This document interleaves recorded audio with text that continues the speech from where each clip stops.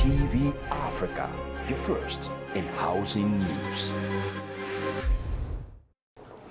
Hello and many thanks for joining us on this special edition of the program Inside Real Estate on Housing TV Africa. My name is Abdurrahman Omar and I am your host. Many thanks for joining once again. Today on the special edition of the program, we're going to be deliberating on many things, and one of them is the high cost of living condition that we find ourselves in. And we'll also talk about how this high cost of living is associated and is affecting every part of our lives.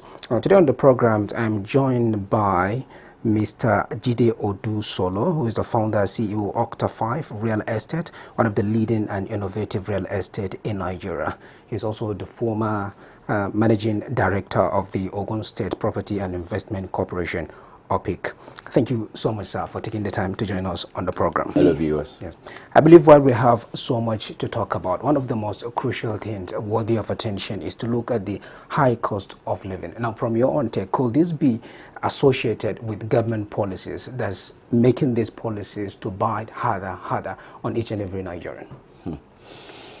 Wow. So there's a popular saying that you can't make eggs, you can't make an omelette without breaking eggs. The truth in Nigeria is we've been living a lie for many years. Anybody who's honest enough will realize we've been living a false reality. There's this falsehood that Nigeria is a rich nation. We're not a rich nation. We're a middle income nation. We're a middle income nation that was living above its means and was subsidizing luxuries and ostentatious conduct. And what has happened to us increasingly over the last 16 years is that we ran out of tarmac. We ran out of runway. The whole world is changing. For a long time, if you go back to the 60s, where we had a producing economy, where agriculture was a big deal and a lot of the regions were working, we lived within our means and we did very well. But then we found oil, and the cost of oil happened to Nigeria.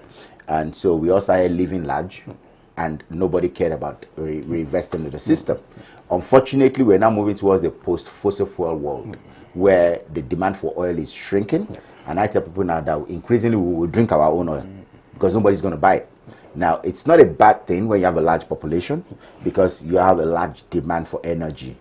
But it's a problem when you've never invested in building a system to create wealth. So, unfortunately, from the Jonathan government through to the Buhari government, what we basically did was to live off the land. Now the land is fallow. So we are all beginning to starve.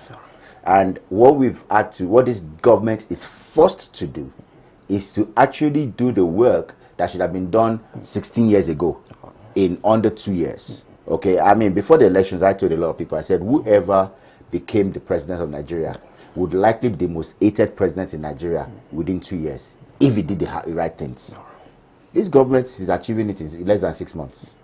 We have a president that is vilified for doing all the things he's doing, and a lot of people just don't care because the cost of living is going up. But it is inevitable. So now, with him assuming the mantle of leadership, what ways could he be able to remedy all of this? I think there are two problems that this government has. One is the curse of government in Nigeria. There's this disease. I mean, I think it was Ruben Abati that once said that there was something in Aso Rock that once you get there, you drink that water and you become oblivious to reality.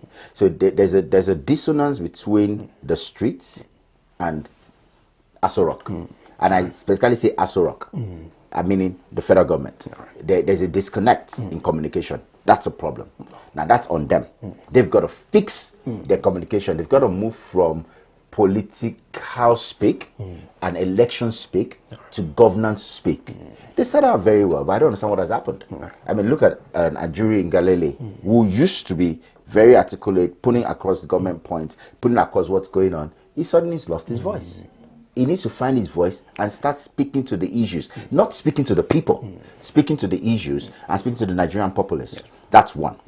And still on that score is also the presence, the appearance of government. It is obscene that we're dealing with a cost of living crisis. We're talking of right-sizing government, and yet we have 56 ministers, half of who are just sleeping.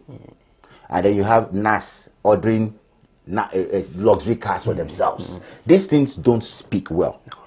They might, in the scheme of things, they might be small, but in the perception impact, they're huge. So that's one end of the problem. The second end of the problem is also, it's still communication, but now this is more of information sharing. The government, for some reason, is reticent to tell the truth.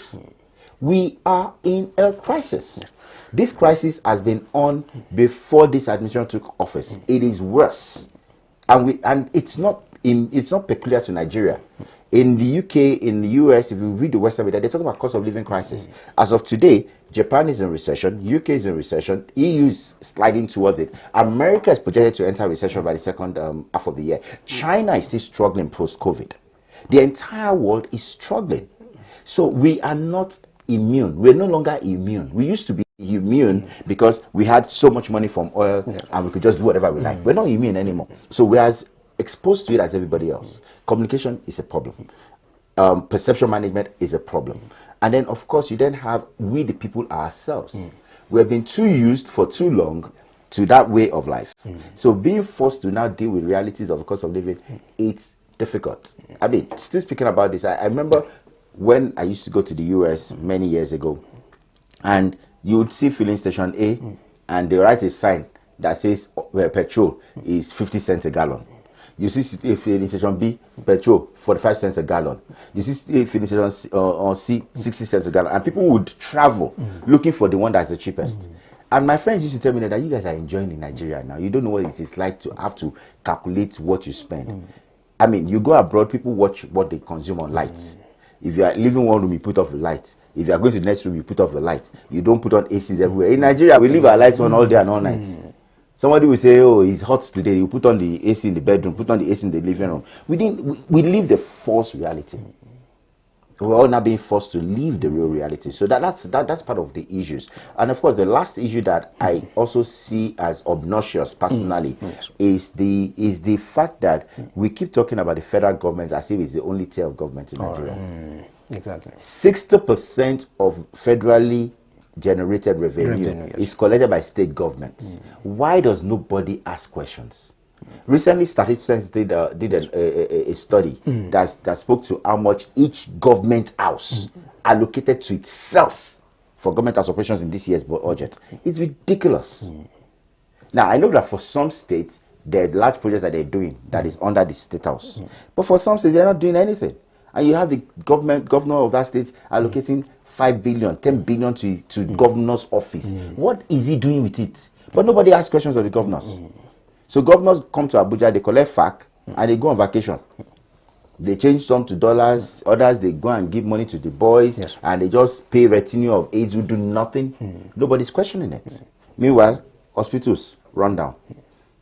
Primary schools, shambles. Local security, non-existent.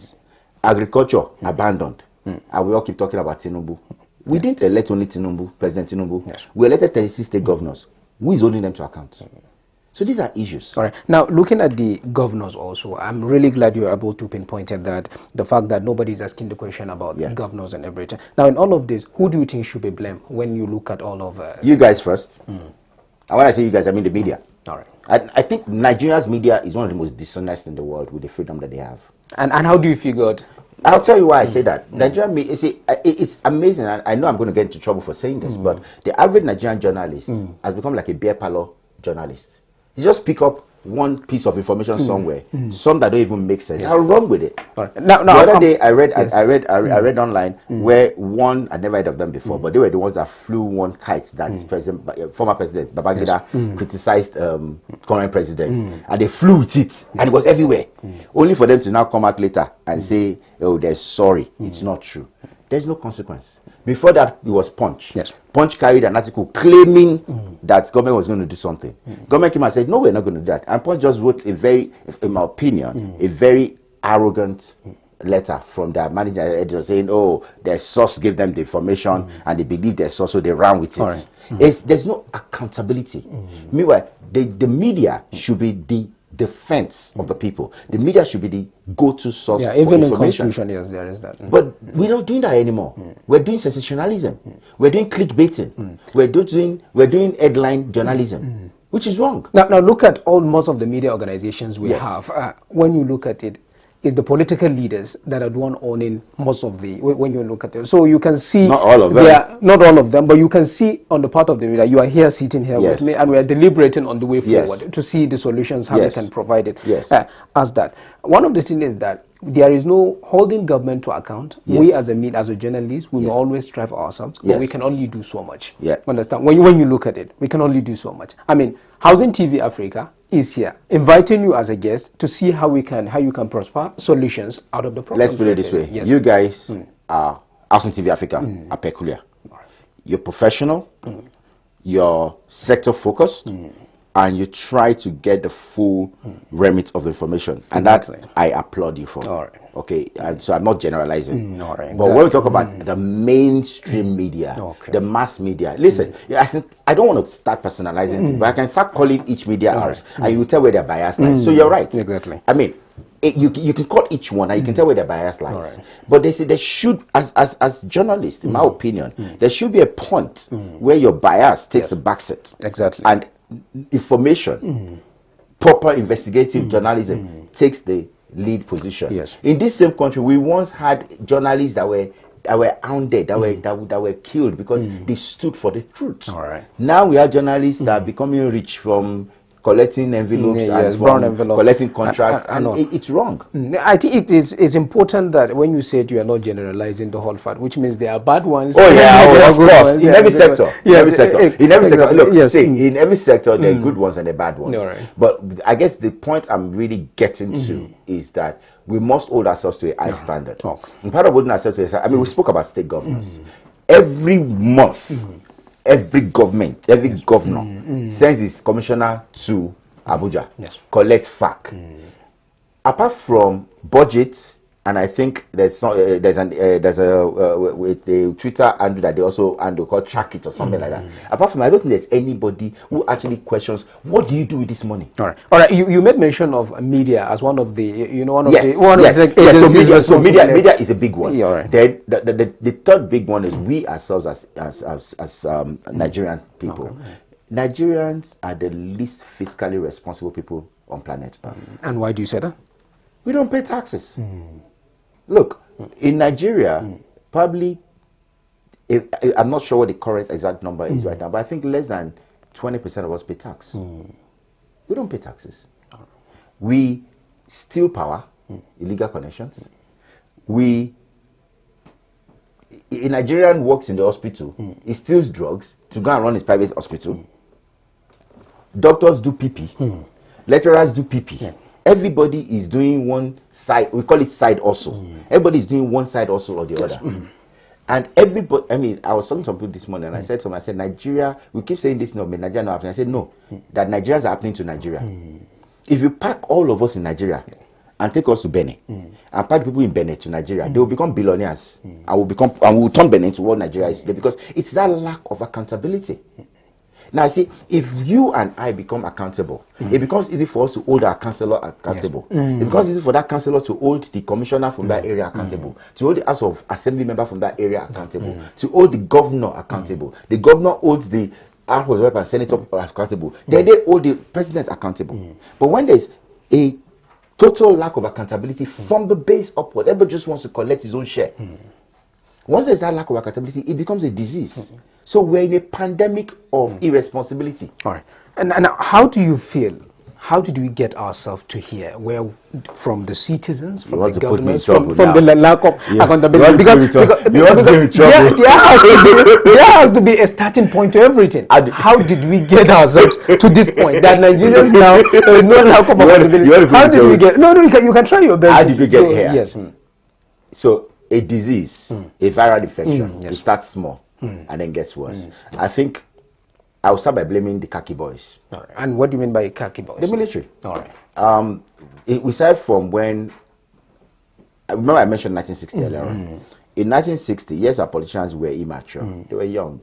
But we had a system of government that seemed to work. Then the military came into, they intervened, and they tried to create a command and control system, and that was where the beginning of the end came. See, the beauty of federalism is that no two states are the same. But in every state, you eat what you kill. We went from a federal system to a unitary system. A unitary system is like a sugar daddy system. There's somebody somewhere that's paying and everybody's just largessing. Once we got into that mindset, things just started getting worse from there. So there's no sense of personal responsibility. There's no sense of personal accountability. There's no sense of ownership. Everybody points to somebody else. The constable will tell you that the reason why he's not doing something is because the DCO in the station is not doing. DCO will blame DPO. DPO will blame area commander. Area commander will blame commissioner. Commissioner will blame Abuja. There is no sense of ownership. So we need a total reorientation, because when we have that orientation and we have a sense of, I keep telling people, I say, remember fiscal responsibility. When I know that it is my tax that is paying for the car that assembly member is driving, one day I'll see him, so I say, okay, get down from this car. What have you done in this constituency? Exactly. But right now, it's not my money, in quotes, that's paying for it. So when it comes, he drops it, he puts his hand in his pocket and gives me 20,000. I say, Ranka Didi. Why am I, what kind of system is that? And it becomes a major crisis. And today, we're paying for it. Because the pot is dry. Before it was that the meat is getting smaller. Now there's no meat. Even the pepper is reducing. We're beginning to get to a point where we're drinking broth. We have to rethink everything. And change our paradigm. I think I'm going to take you on that. Let us take a quick break and we'll be right back. We've been discussing with Mr. Jide, who's also into real estate developing and as well as many other things. We've been discussing on the high cost of living and all. We're going to take a short break and we'll come back. The conversation continues.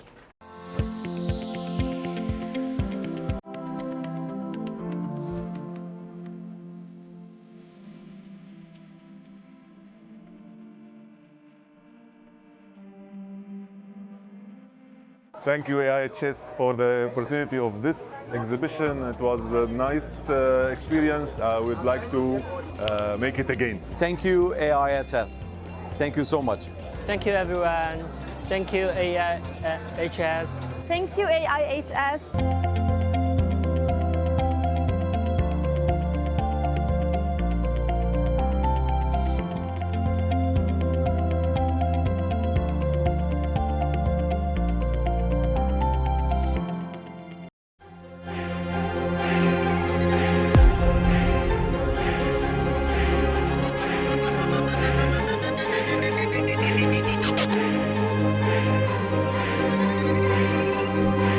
Housing TV Africa, your first in housing news. Hello, and thank you for staying with us on Inside Real Estate program. For those of you joining us, we've been discussing with the former Managing Director of the Ogun State Property and Investment Corporation, OPIC, Jide Odusolo. We've been discussing on the high cost of a living condition that is affecting Nigerians. Thank you so much, sir, for still being with us. Thank you. And still on these high costs of living, and you are a real estate developer. Yes, I'm a developer. So how does this affect you? I don't know. It's been a nightmare. In the last 1 month, price of steel has gone up like 500%. Right. Price of cement has gone up almost the same thing. Cost of labor has gone up. Everything has gone up. And most developers are shutting down sites. Now the problem with that is, much as we do not respect and value development in Nigeria, it's still, next to agriculture, it's probably one of the largest employers of direct labor in this country. And if we shut down sites, the number of boys that are going to be out there jobless is going to more than quadruple. Whom are automatically recruited into all this insecurity. Do you understand? I mean, we talk about insecurity. What is insecurity? Insecurity starts from economic, a quest for economic, for economic liberation. People are hungry. People are looking for more. Why do people do why do people do touts? Why do people become motor park boys? They want to make their daily hustle. So when you find that an entire sector is now being choked to death, you've got to ask yourself, what's going on here? And one of the things I wonder is cement, for example, doesn't have any dollar components. So what's going on? Why is cement going from 6,000 naira a bag to 8,500 naira a bag? What's the cost?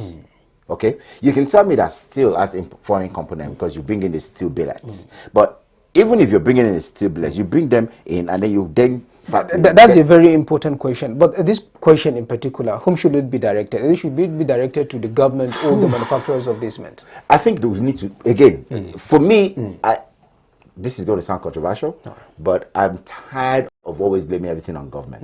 So I want to ask questions of the, as far as I'm concerned, questions should be asked of Dangote, questions should be asked of Samad. That's Boa Cement. And then Aliko is, Alaji Aliko, Dangote is Dagsem. And I don't even know who is running Lafarge right now, but whoever is running Lafarge. Questions should be asked of them. Why are your prices spiking? Okay, then when you ask them those questions, they'll probably point at their distribution network. They control it, but they will disown it and say, oh, it's our distributors. Then you ask distributors, why are you spiking prices? They'll probably tell you, oh, it's the transporters. When you go to the transporter, they'll tell you, oh, the price of fuel. Then when you ask for the price of fuel, NNPC says, we've not increased fuel prices. It is arbitrage. It is people taking advantage of each other. Why is Yamodino and Nasiru and Mama Chukudi, why are they increasing the price of basic products in the market? What has Gary got to do with the price of dollar? But we are all taking advantage of each other, and then it becomes it's like a cascading chain. I take advantage of you, you take advantage of me. So, for instance, as a developer, price of materials have like quadrupled in under 6 months. I increase my price. My subscribers complain, we make noise. I do some escalation for them because I have no choice. And they say, okay, well, I'm not going to pay more than this or this also. And I say, yes. I move back to site. Within another 2 months again, I'm back again asking for more money. Then they say, oh, contractual dispute. And we say that the project has failed. Because you have, I'm not saying that we should have price controls, but I'm saying we need to make sure that things are realistic. And as far as I'm personally concerned, if cement people decide that they want to start selling cement at 10,000 a bag, no problem. Then please, government, remove the constraints on people importing cement. Since Nigerian cement is now going to be one of the most profitable in the world, hey, let's all begin to import cement. I don't have to buy Dangote cement. I don't have to buy from Samad. I can bring in my own. So let's all do free for all. Let's all begin to bring it in. You will be surprised that the price will crash because they no longer have the monopoly, which is what they used to thrive. Okay. And when you think about this whole sequence of things, when you look at what does the government control? Fiscal policies. Let government use fiscal constraints and incentives to regulate behavior.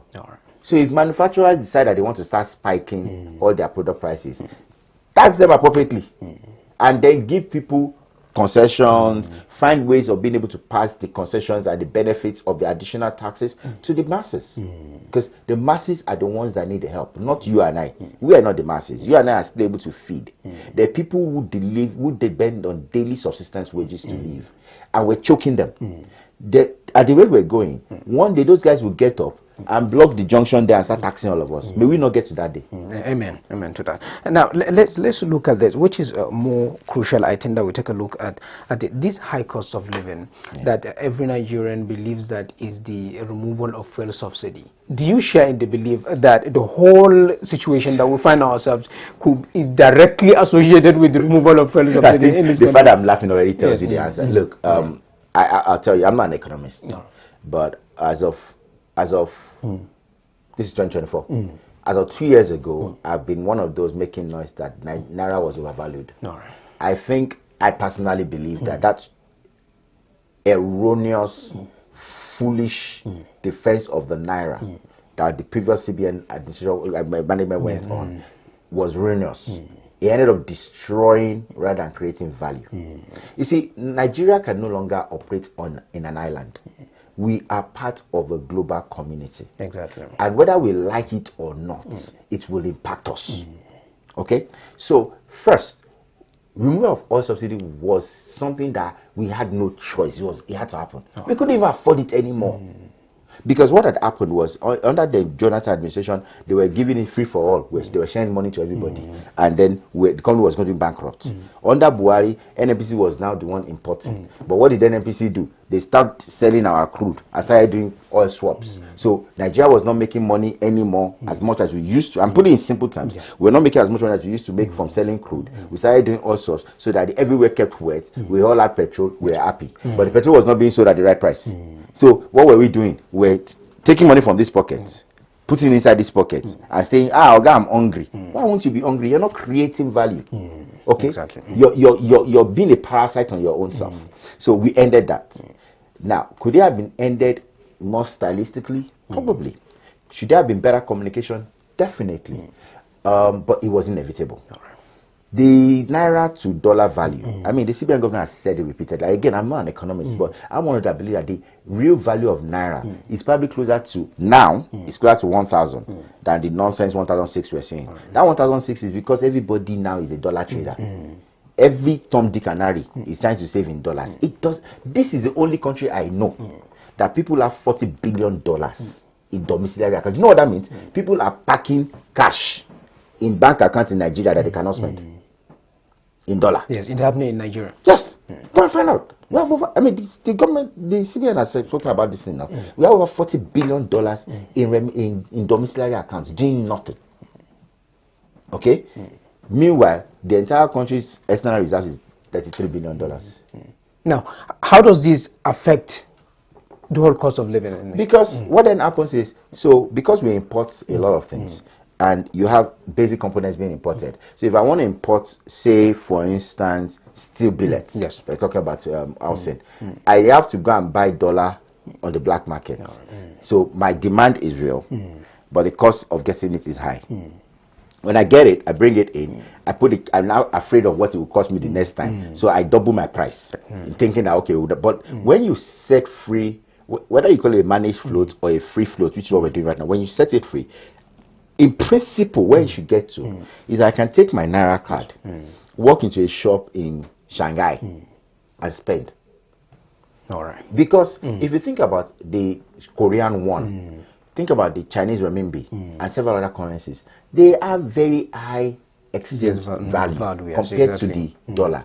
But they are big traders because they are producing. Exactly. They are producing. Whereas we were consuming. Where we were consuming. We don't want to produce. We don't want to produce. You don't want to produce. You just want to eat. It doesn't work. Now, let me tell you the funny thing that's now beginning to happen. With this, you know, before, CFA used to be a lower value to Naira. Now, CFA, which is what the French West Africa spent, and they used to smuggle things from Nigeria. They used to smuggle things into Nigeria. Yeah? Into Nigeria. Yes, now, before now, Niger and Niger and Benin, our 37th and 38th states, they used to smuggle into Nigeria. Then we were always complaining. That's why Buhari banned, they closed the borders at the point. Now, we're smuggling out of Nigeria. You know why we're smuggling out of Nigeria? And why exactly? Because Naira is now lower value. So it is cheaper for them to move things out of Nigeria and sell in Cotonou, and sell in Niamey, and sell in Abidjan than it is to sell in Nigeria. But then if we were producing, it would not be a problem. So you see, one of the solutions now you are putting forward, I mean, is that if so long as we want Nigerian currency to stop free falling, is that we need to start producing. We need to start producing. We need to start producing. We need to become a producing economy. We need to start generating wealth locally. When we start generating wealth locally, we become wealthy as a people. Because not only do we have a large population, 200 million of us, depending on whoever you listen to, bottom line, there are at least 70 million working Nigerians. Okay, that is bigger than most of the countries in Africa. I think the next largest country population in Africa is probably what? Is it Egypt or one of them? And they're not more than that. Okay, so it means you still have 70 million Nigerians that are capable of being producers. Okay? Now if those guys are producing, we generate enough that we consume here, and we can now trade out the rest. Exactly. I believe one of the important things that we should be looking at is the very recent Mr. President Bola Ahmed Tinubu's renewed hope and housing and electricity. What's your overall assessment on that? I mean, do you believe it will make a difference with regards to the housing deficit we're having in Nigeria? Cold answer, no. Look, we need to stop this whole farce of government trying to do what private sector should be doing. Government's business should not be to build houses. In sane environments, government creates incentives and then opens up a segment to the private sector and says, come and invest. I will make it worth your while. Private capital comes into that sector and delivers the goods. This old madness, and it is madness, it's a peculiarly Nigerian madness, and it is attract because it's corruption of trying to say, oh, you're going to build 2,000 houses, you're going to build 3,000 houses. Why must you build those houses? Private sector. Look, we've had this same thing has been he has been tried. President Obasanjo did it. Yes, it failed. I think the last person that did this thing and it worked was under Shagari Housing Estate. Right. It was the last person that did this whole public housing thing and it worked. Every other government after that has failed, and this is also going to fail because government does not have unlimited resources. So government cannot, should not be engaging in direct construction. What government should be doing is create an enabling environment to make it possible for developers to begin to deploy and build. And let me tell you this. So I have had engagements with foreign investors. I know of at least 3 groups that have told me they're ready to bring $100 million into Nigeria for housing. All they asked for was a purchase guarantee. That okay, if we bring in this money and we deploy this capital, can you guarantee us that it will be sold? Who are those that will buy it? And then once you can guarantee it will be sold, I can get us a letter from government saying that when we're ready to remit our money, they will not stop us. It was impossible to get it. And why was that? Why was that? Because everybody wants to corner the deal. And like I told, including the government. Yes, now of course, everybody's looking out for themselves, not for the system. All right. And like I told somebody, I said, look, if I have $100 million today in Nigerian real estate, I can't use it alone. Put Cosgrove, Urban Shelter, Base and Armor, UPDC, LSDP, put everybody deployed in this country together. We will not expend $100 million in a year. And before you think I'm just making it up, family-owned funds raised over $100 billion in capital over 4 years ago. How much of it has been deployed? NMRC is sitting on 100 billion. How many bonds are there how many mortgage bonds are there underwritten? We're not creating supply. Okay, now you identified these kind of programs that have been going on from administration to administration, because before President Bola Tinubu, former President Muhammadu Buhari was he did his VP wanted to do 3 million house. You couldn't did anything. I don't think he was able to achieve anything significant. I said they wanted to do 3 million house, and I was one of those that I asked them that in what planet were they planning to do 3 million house? Are they going to put infrastructure there, or they go, and it failed? All right, we're going to look at this factor one after the other when we come back from this short break. I'm going to hold you to that. Our viewers, we're going to take a short break and we'll come back. The conversation continues. Do stay with us.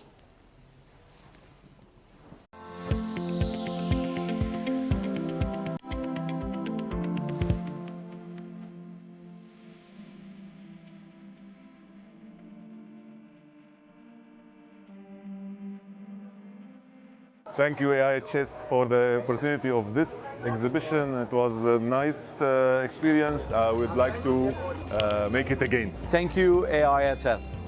Thank you so much. Thank you, everyone. Thank you, AIHS.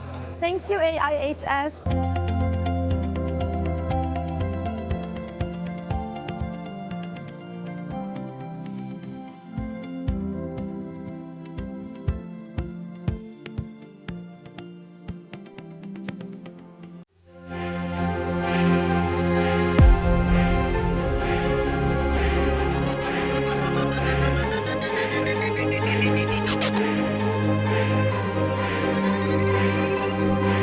Housing TV Africa, your first in housing news. Hello, and thank you for staying with us. And for those joining us, this is the Inside the Real Estate program brought to you by Housing TV Africa. We've been on with former director of the Ogun State Property and Investment Corporation, OPIC, Mr. Jide Odusolu. Thank you so much for still being with us. Now, before we went on this break, we were talking about this issue of corruption that has been an obstacle to actualizing such as the project unveiled by President Bola Ahmed Tinubu on strength to see that he has bring an end to the housing deficit in Nigeria. Could you shed more light on this corruption issue that's hitting this? Okay, so let's start from this premise. I used to be the MD of OPIC. But before then, I ran my own development company called Octo5, and I'm still running Octo5 now. And what I can say is, I won't call it strictly corruption, more of waste. Okay, because if you look at what under President Buhari, they tried to do with family home funds. Family home funds was meant to deliver social housing across Nigeria. Exactly. What then happens? Most state governors basically used it as an opportunity for political advantage. So they put it in locations where people don't want the houses, and then the houses get built, and it's cows and goats and lizards that live in them. It's the same thing that always happens. So President Tinubu says he wants to do houses. He's gone to Karasana, and he's trying to put up 3,000 homes. Have you been to Karasana? Karasana basically doesn't have infrastructure. Okay, so are you telling me it's on the outskirts of the whole city? So essentially, the bulk of the people that you want to attract over there are not going to go over there. Now let's just suppose that against what used to happen when it worked. The Jakonde houses, the Shagari houses, the 1004s, the first tax. What did government do? Government went to those areas and put infrastructure and drew in people, and then they built houses. So they created homogeneous communities that could survive. So unless you're creating a model that delivers that, it's a failed project from the onset. Now the corruption bit then becomes job for the boys. Somebody gets a contract to do 100 homes. He's happy. He's going to deliver the homes. He doesn't care whether anybody is living in them. But government has tied that money that he cannot get back. Somebody else is going to get contract to deliver steel. Somebody else is going to get contract to do. So people, is basically job for the boys. And while it's okay to want to give job to the boys, give job that creates value. Don't give jobs that don't create value. So if I were to advise the government, rather than government telling me they're trying to do 3,000 homes, I'd say government should create 3,000, not even 3,000, 36 development nodes across Nigeria. Let the Minister of Housing, that's Honorable Minister Dangiwa, and the Minister for Works, Honorable Minister Omai, let them collaborate, let them bring infrastructure to each of those nodes. Now, government can now say, okay, you know what, to draw people in, we're going to catalyze, we're going to give a mandate to Mr. X and Mr. Y, that's the job for the boys part, to do 200 homes here, 150 homes here, 50 homes there. So once they're doing that, we other developers see the value in the place, because now my cost has reduced by 25%. I'm not the one that's doing infrastructure. Marketing has reduced because government is already making us about the area. I then bring in my capital and I deliver those homes. There are people in the police force that are looking for houses. There are people in the Nigerian military that are looking for houses. The vast bulk of civil servants don't have houses. There is demand. There's real demand for at least 3 million homes in Nigeria today. Why are they not being built? Exactly. And when you think about it, you rather than I don't know how many billions, 100 and something billion that they say they put aside for this scheme, rather than put that scheme into direct build, put that scheme into a development finance line and tell developers, okay, we'll give you this line at single digit interest, okay, or guaranteed at single digit interest. However, you must have a viable project. In your project, you must deliver 25% social housing, which we will take and do whatever we want with, and then you must do the rest at 75% affordable housing. Your homes must not be priced above this price point and that price point. Watch what happens. Now those developers will come in because they have to make money. They would not only deliver the project, they will make sure that they sell the project, because they have to pay back the loan. Exactly. And when they pay back the loan, government doesn't lose money, which is what is going to happen in this case. Government doesn't waste money, which is what's going to happen in this case. Government creates jobs and creates value in all the 36 developments that will be created. Think about it. Every house that is built can create a minimum of 20 jobs to 40 jobs. Try and imagine the spill-on effect of creating 1 million jobs in the housing sector within the next 1 year. Oh, and by the way, all these projects that they want to do, guess where the tilers are going to come from? Guess where all the electricians are going to come from? Guess where all the plumbers are going to come from? They're not coming from Nigeria because we don't have the skills. They're going to come from Cotonou.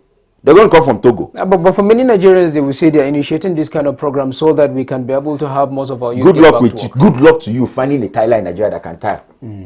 That can tile very well. Unless you're not planning to tile. Good luck finding elections that can do for that skill. So think about it. Imagine if, now we bring Minister of Labour into it, imagine if a apprenticeship scheme is created, and that apprenticeship scheme then says that as a developer, if you sign on to this scheme, part of what you've obligated to is to create 100, 200 jobs of trained and certified artisans.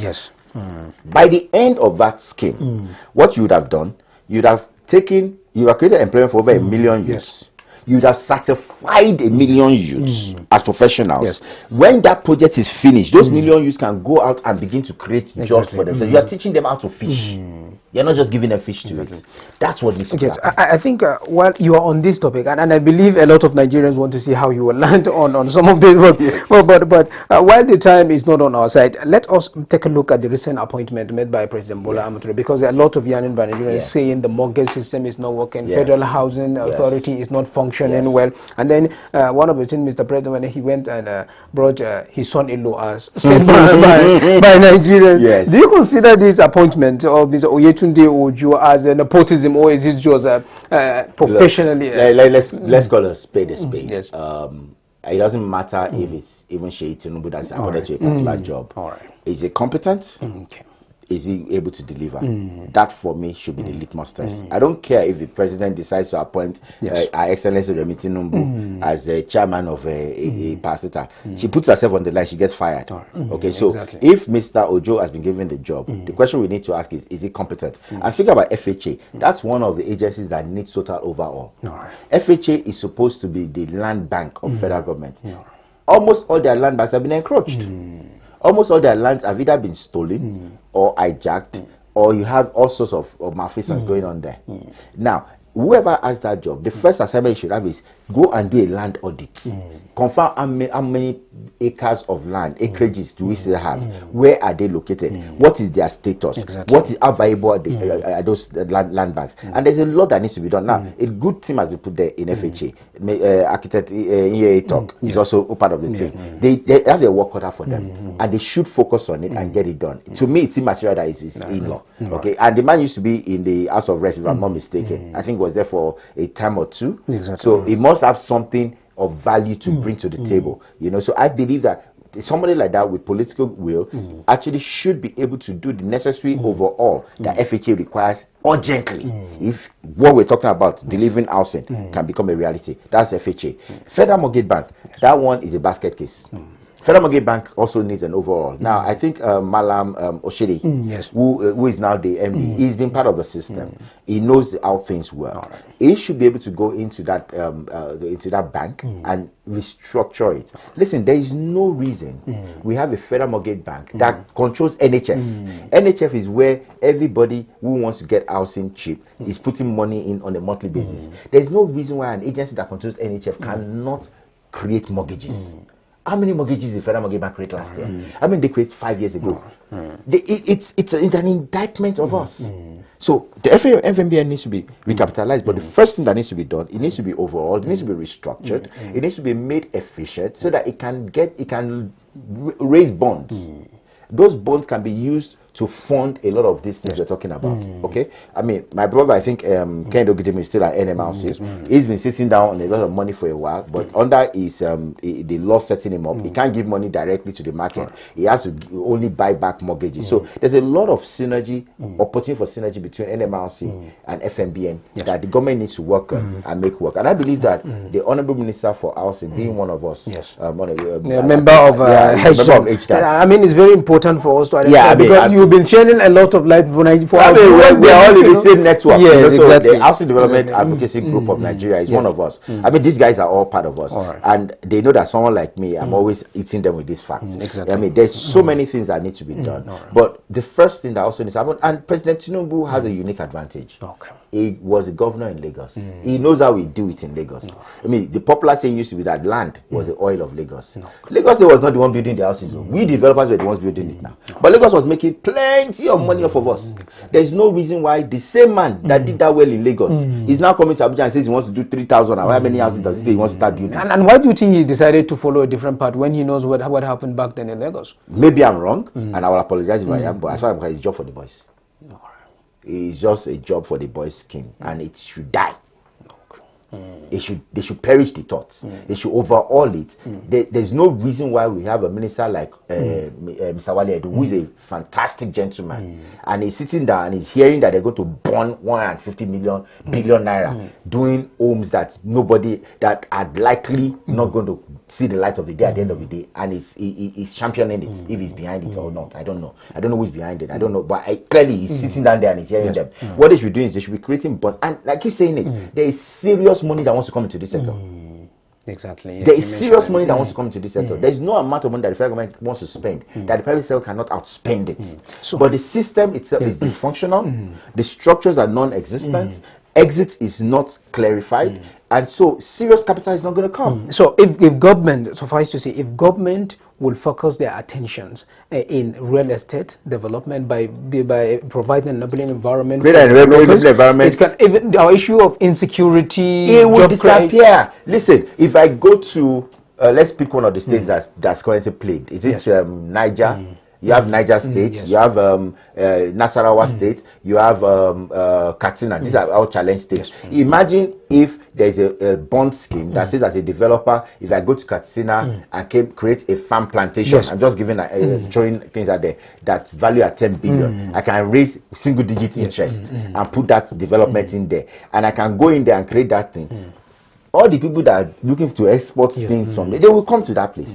And they will set up. It's not rocket science. All right. It's been done in other locations. I believe for the past 45 minutes we've been deliberating on all of these public systemic issues. Now let's use the remaining minutes. What solutions? What are the way forward? I think there's Nigeria. The upside is really much. I will end where I started. We need to become a producing economy. We need to create jobs. We need to create a system that makes it possible to build up skills. Now, all of that means that the Ministry of Labor and Employment, the Ministry of Housing, the Ministry of Works, the Ministry of Finance have to mortgage and all. Work together to create that enabling environment and then bring in the private sector. You see, because it's only, Nigeria is one of the few top 40 economies I know that does not look at the housing sector as a barometer of the health of its economy. In every other country, they talk about what the housing sector is doing, how it's doing, mortgages. We don't even do mortgages in this country. So there's a lot of room. The way I look at Nigeria and look at housing in Nigeria is the same way banking was in the 80s and the same way telecommunications was in the 90s. There's a huge opportunity. There's huge room for growth. And I'm praying that this particular administration, which has a forward-looking persona, would be able to grasp it and not go back and be making the mistakes of the past. All right. Former manager Mr. Jide Odusolu. You keep talking about I'm the MD of Octo5 Holdings Limited.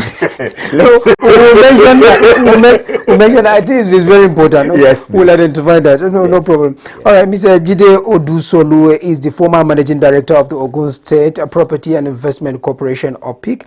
He is also the founder CEO of Octo5 Real Estate, one of the leading and innovative real estate in Nigeria. I mean, he likes for us to identify that. He's also an esteemed member of Housing Advocacy Network, HZAD. Mr. Jide, thank you so much for taking the time to join us on the program. My pleasure. Yes, thank you. And we're glad to have you join us again. Thank you. All right. Let's be we're going to round off now, and I believe you enjoyed the conversation because it's been very engaging and been brainstorming on all of these issues that we have been bedeviling with. Join us on another episode where I'll bring you on another interesting topic of enlightenment. My name is Abdurrahman Omar, saying goodbye for now.